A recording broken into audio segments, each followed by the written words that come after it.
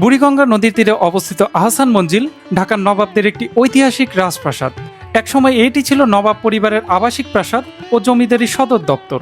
নবাব আব্দুল গনি তার পুত্র খাজা আহসানুল্লাহর নাম অনুসারে এর নাম রাখেন আহসান মঞ্জিল। বর্তমানে এটি বাংলাদেশের একটি জাদুঘর হিসাবে পরিচালিত হচ্ছে। এখন এই জাদুঘরের মধ্যে আসলে কি আছে তাই নিয়েই থাকছে আজকের বিস্তারিত ভিডিও। আহসান মঞ্জিলে আসার জন্য আপনাকে যে কোনো প্রান্ত থেকে প্রথমে আসতে হবে সদরঘাট। সদরঘাট থেকে রিকশায় করে অথবা পায়ে হেঁটে খুব অল্প সময়ের মধ্যে চলে আসতে পারেন আহসান মঞ্জিলে, এবং এখানে প্রবেশ মূল্য হচ্ছে মাত্র 40 টাকা। এখানে প্রবেশ করার পর আপনি হাতের ডান দিকে দেখতে পাবেন একটি ছোট্ট ঘরের মতো, যেখানে আপনার কাছে থাকা ব্যাগটি রেখে একটি টোকেন নিয়ে আপনাকে ভেতরের দিকে চলে যেতে হবে। মূল ফটক দিয়ে ঢোকার পর হাতের ঠিক ডান দিকে যে রাস্তাটা গেছে সেদিক দিয়েই আপনাকে যেতে হবে প্রথম বিল্ডিংয়ে। এখানে ঢোকার পর প্রথমেই আপনার যেটা চোখে বাঁধবে সেটা হচ্ছে সৈনিকের বর্ম। এই পোশাকটা তখনকার যে সৈনিকেরা রয়েছিল তারা যুদ্ধক্ষেত্রে নিজেদের সুরক্ষার জন্য ব্যবহার করত। এখান থেকে সিঁড়ি দিয়ে দোতলায় যাওয়ার ব্যবস্থা না থাকায় আপনাকে চলে যেতে হবে হাতের বাম দিক দিয়ে সামনের দিকে। ঠিক এই জায়গা দিয়েই হাঁটার সময় আপনার একটা জিনিসই মাথায় আসবে যে আপনি আজ থেকে প্রায় 150 বছর আগের একটা জমিদার বাড়ির সম্মুখভাগে দাঁড়িয়ে আছেন। প্রথম কক্ষে ঢুকেই আপনি নবাবদের ব্যবহার করা তৈজসপত্র দেখতে দেখতেই আবার আপনার সামনে দেখতে পাবেন সেই বর্ম, যে বর্ম আপনি প্রথমে দেখেছিলেন। ঠিক এরপরেই আপনি দেখতে পাবেন আহসান মঞ্জিলের একটি ক্যাটালগ, যেটা দেখেই মূলত এই ভবন নির্মাণ করা হয়েছিল। এরপর তাদের ব্যবহার করা কিছু তৈজসপত্র দেখতে দেখতে একটি ছবি আপনার সামনে আসবে, আর এই ছবিটি হলো বর্তমান ভবন সংস্কার করার ঠিক আগের ছবি। তারপরই আপনার নজর কাড়তে বাধ্য হবে এই জাঁকজমকপূর্ণ ঝাড়বাতি। এর পরের কক্ষেই আপনি দেখতে পাবেন তখনকার নবাবরা যেরকম নবাবী জীবনযাপন করত তার একটা আয়েশ কিন্তু এই টেবিলের উপর আপনি চোখ বুলালেই দেখতে পাবেন।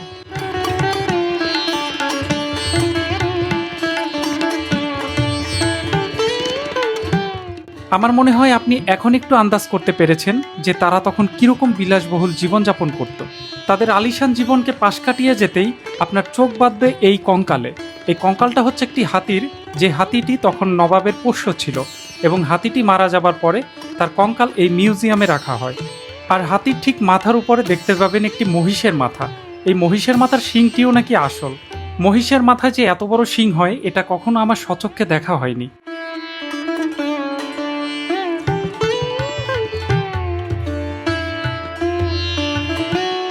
এরপর আপনি দেখতে পাবেন তখনকার নবাবদের ব্যবহার করা যুদ্ধের সরঞ্জামাদি, যেগুলো দিয়ে তারা যুদ্ধক্ষেত্রে জয় করত। তখনকার নবাবরা কিন্তু চিকিৎসার দিক থেকেও অনেকটা বেশি এগিয়েই ছিল। তার প্রমাণ কিন্তু এইখানের যে যন্ত্রপাতিগুলো রয়েছে তা থেকে আপনি একটা ধারণা নিতে পারেন। এর ঠিক পাশেই দেখতে পাবেন যে প্রসূতি মায়ের জন্য শ্বেত পাথরের তৈরি একটি বেড এবং বাচ্চার জন্য একটি দোলনা। তার পরের হলরুমে আপনি গেলে দেখতে পাবেন উল্লেখযোগ্য নবাবদের ছবি দেয়ালে টাঙানো রয়েছে। তার ঠিক পাশেই যখন আপনি তাদের তৈজসপত্র দেখতে দেখতে একটু সামনের দিকে আগাবেন তখন আপনার চোখ বেঁধে যাবে একটি দেয়ালে, কারণ দেয়ালের মধ্যে আপনি দেখতে পারবেন ওই সময়কার যত নবাব রয়েছে সবার ছবি একদম সুন্দর করে টাঙানো রয়েছে। আর এই টেবিলটার কথা আসলে না বললেই নয়, এটি একটি অষ্টকোণ টেবিল, মানে এর 8টি কোণা রয়েছে, কিন্তু এর ভেতরের যে কারুকার্য সেটা আসলে এক কথায় অবর্ণনীয়। এরপরে ঠিক 2টা জিনিস আপনাকে খুবই অবাক করবে। একটা তো দেখতেই পাচ্ছেন যে বিলিয়ার্ড গেম, এটা ওই সময়ের জমিদাররা খেলতো। আর এরপরেই আপনি দেখতে পাবেন অত্যাধুনিক বাথট্যাব এবং কমোড, যেটা ওই সময় জমিদাররা ব্যবহার করত। এই দৃশ্যটা দেখেই আমি সবচেয়ে বেশি অবাক হয়েছি যে 150 বছর আগে জমিদাররা কতটা বেশি আধুনিক ছিল। যেহেতু তারা জমিদার ছিল তাদের টাকা পয়সার কিন্তু কোনো কমতি ছিল না, তাই ঘর ভর্তি তাদের থাকতো সিন্দুক। আর এখানে এমনও সিন্দুক রয়েছে যেটার লকার সংখ্যা 94টি। এখানে এরকম অসংখ্য লকার আপনি দেখতে পাবেন, যেটা আসলে একটু হলেও বুঝিয়ে দেয় যে তখনকার নবাবরা তাদের অর্থের নিরাপত্তাকে ঠিক কতটা গুরুত্ব দিয়ে থাকতো। এরপরে যার ছবি আসতে চলেছে এই ছবিটাকে মোটামুটি আপনি ভবনের অনেক জায়গা দেখতে পাবেন। ইনি হচ্ছেন নবাব সলিমুল্লাহ। উইকিপিডিয়া থেকে একটি জিনিস জেনেছি যে এই নবাব সলিমুল্লাহর নাম অনুসারেই বর্তমান সলিমুল্লাহ মেডিকেল কলেজ হাসপাতাল অথবা মিডফোর্ড হাসপাতালের নামকরণ করা হয়। এর পরের কক্ষে গেলে আপনি দেখতে পাবেন নবাবদের বংশ বৃত্তান্ত, একদম শুরু থেকে শেষ পর্যন্ত সব আছে এখানে। ভিডিওর এই 4.5 মিনিটে এসে যখন আপনার পুরো নিচতলা ঘোরা শেষ হয়ে গেল তখন আপনি চলে যেতে পারেন দ্বিতীয় তলায়। দ্বিতীয় তলার প্রথম কক্ষে ঢুকে আপনি দেখতে পাবেন তখনকার সময় এই ভবনের পেছনে যাদের সরাসরি অবদান রয়েছে তাদের ছবি। এরপরই আপনি দেখতে পাবেন ওই সময় ব্যবহার করা প্রাচীন মুদ্রা এবং সম্মাননা সূচক কিছু ব্যাজ। তারপরই দেখতে পাবেন একটু উঁচু জায়গায় একটা নবাবী চেয়ার রাখা। তারপরে আপনার চোখ বাঁধবে তখনকার যুদ্ধে ব্যবহৃত অস্ত্রশস্ত্রের দিকে। এরপরই আপনি দেখতে পাবেন সূক্ষ্মভাবে তৈরি করা হাতির দাঁত দিয়ে তৈরি চিরুনি, হাতের বালা, কানের দুল, কেচি, এরকম অনেক কিছু।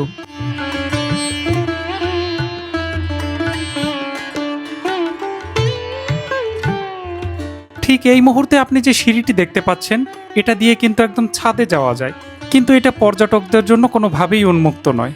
দোতলার এই দিক ধরে একটু আপনি যখন সামনের দিকে যাবেন, তখনই দেখতে পাবেন পুরনো একটি লাইব্রেরি, যার মধ্যে অনেক বই বা দলিলপত্র এত আগে থেকে ধুলায় ভরে আছে, সেটা আপনি একটু দেখলেই বুঝতে পারবেন যে কত আগের বই এখানে রাখা রয়েছে।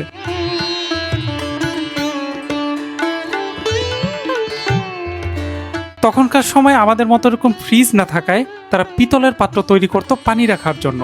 এই পাত্রগুলোর জন্যই তখন অনেক সময় ধরে পানিকে ঠান্ডা রাখা যেত। এর পরের কক্ষটায় নবাবদের একটি বসার জায়গা বা ডাইনিং রুমের মতোও বলা যায়। এটা দেখলেই বোঝা যায় যে তখনকার নবাবরা সময়ের থেকে অনেক বেশি এগিয়ে ছিল। আর এই যে ঘরটা দেখতে পাচ্ছেন, এটা হচ্ছে একটা জলসাঘর। জলসাঘর মানে মোটামুটি আপনারা সবাই জানেন যে কোনো একজন নর্তকী মাঝখানে নাচবে এবং চারপাশ থেকে সব দর্শকরা সেটা উপভোগ করবে।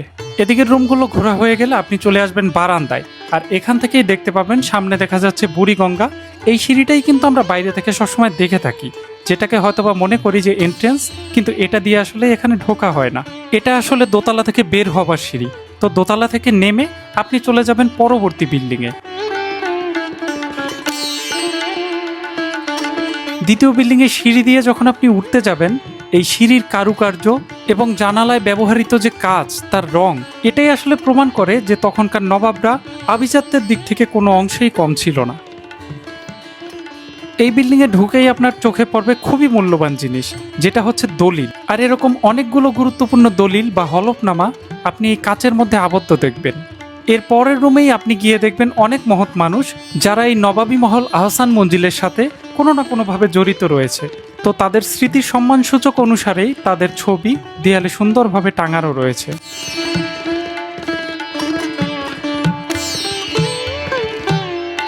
এরপর একটু সামনে এগিয়ে গেলেই আপনি দেখতে পাবেন ঠিক আগের বিল্ডিংয়ের মতোই কাচের মধ্যে আবদ্ধ রয়েছে তাদের নানা ব্যবহার করা জিনিসপত্র, যে জিনিসগুলো সত্যিকার অর্থেই এখন অমূল্য বলা চলে। আর এই অমূল্য বিধায়ী এই জিনিসগুলোকে মিউজিয়ামে রাখা হয়েছে।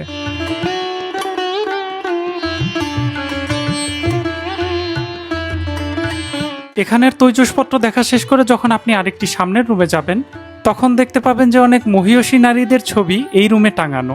ভবনের এই রুমটাতেই কিন্তু আপনি নারীদের ছবি পাবেন, এছাড়া আর কোথাও তাদের ছবি আপনি পাবেন না। তাদের ব্যবহৃত তৈজসপত্রের রুচি দেখলে আপনি একটু করে হলফ করতে পারবেন তারা যে জমিদার ছিল, সেটা তাদের ব্যবহৃত জিনিস বর্তমানে আমরা দেখে সেটা উপলব্ধি করতে পারছি। আর একে একে যখন তাদের ব্যবহার করা জিনিসগুলো আপনার সামনে আসতে থাকবে, তখন আপনি মুগ্ধ হয়ে তাকিয়ে দেখবেন যে মানুষ খুব কতটা বিলাসী হলে এরকম জীবনযাপন করতে পারে। এরপর যখন আপনি আরেকটা রুমে যাবেন, তখন দেখবেন সে সময়কার নবাবরা যে স্টিমার এবং নৌকা ব্যবহার করত, তারই একটা ক্যাটালগ। ঠিক এরপরই আপনার সামনে আসবে নবাব যে গাড়িতে বসে আছে, কিন্তু এটা সত্যিকারের না, এটা আসলে ওই কনসেপ্টের আদলেই একটা নির্মাণ শৈলী। আর তখনকার যে নবাব ছিল, তারা কিন্তু ঘোড়ার গাড়ি এবং ইঞ্জিন চালিত গাড়ি দুইটাই ব্যবহার করে থাকতো। আর ঠিক এই জিনিসগুলোই আপনাকে বুঝিয়ে দিতে বাধ্য করবে যে নবাবী জীবনযাপন কেমন ছিল এবং তারা কীরকম জীবনযাপন করে আরাম আয়েশের মধ্যে থেকে নিজেদের সময়কে অতিবাহিত করত। আশা করি এগুলো দেখে আপনি একটা ওভারঅল ধারণা পেয়েছেন যে এখানে গেলে আপনি কি জিনিসগুলো দেখতে পারবেন আর ঠিক কেমন একটা এক্সপিরিয়েন্স নেবেন। এখন আমি ছোট করে নিজের একটু এক্সপিরিয়েন্স শেয়ার করব, যেটা হয়তো আপনাদের কাজে লাগতে পারে। এইখানে সপ্তাহে 6 দিন খোলা থাকলেও আপনি চেষ্টা করবেন সপ্তাহে শুক্র এবং শনিবার যেতে, কারণ এছাড়া যে বাকি দিনগুলো রয়েছে তখন এইখানের এক্সপিরিয়েন্স আপনি ভালো নিতে পারলেও রাস্তাঘাটে যাবার এবং আসার এক্সপিরিয়েন্স সেটা হবে খুবই জঘন্য।